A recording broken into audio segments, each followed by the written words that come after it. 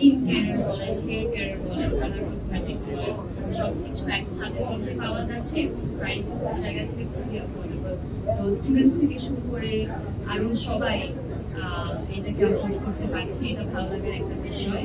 আর তাছাড়া আমার মনে হয় একটা ব্যাপার, সবাই মনে করে কি কালার কসমেটিক্স বা হচ্ছে হার্বাল স্টোর এটা একটু মেয়েদের জন্য বেশি বেনিফিশিয়াল, কিন্তু ব্যাপারটা একেবারেই তা না। স্কিন কেয়ার, হেয়ার কেয়ার ছেলেদের জন্য আসলে ইকুয়ালি গুরুত্বপূর্ণ।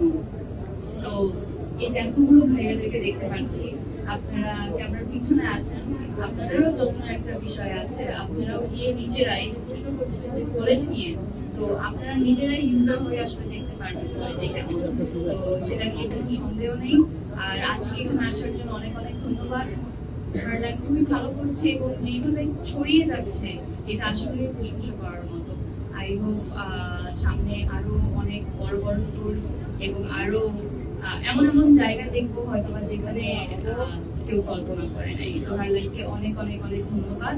আর হার্ডলাইনের সাথে আমি প্রায় 2 বছর হয়ে যাচ্ছে করেছি। ওটা রিলিজ দেওয়ার সময় একদম ঘুরিয়ে এসছে সাবা।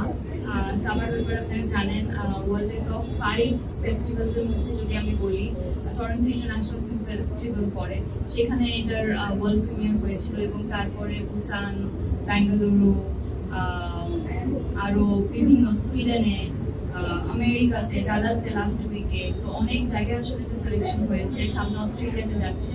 তো এই ফেস্টিভ্যালের জার্নিটা যখন শেষ হয়ে যাবে, শেষ হয়েই আসছে প্রায়, দেশে অবশ্যই আপনারা সাবাও দেখতে পারবেন। আপু, আরেকটা বিষয় জানতে চাই, হার্লেন, শাকিব ভাই সবকিছু মিলিয়ে আমরা জেনেছি যে ফেস্টিভ্যালে, তো সেই জায়গা থেকে টপ 11-এ আমাদের দেশের একটি শর্ট ফিল্ম জায়গা করে নিয়েছে।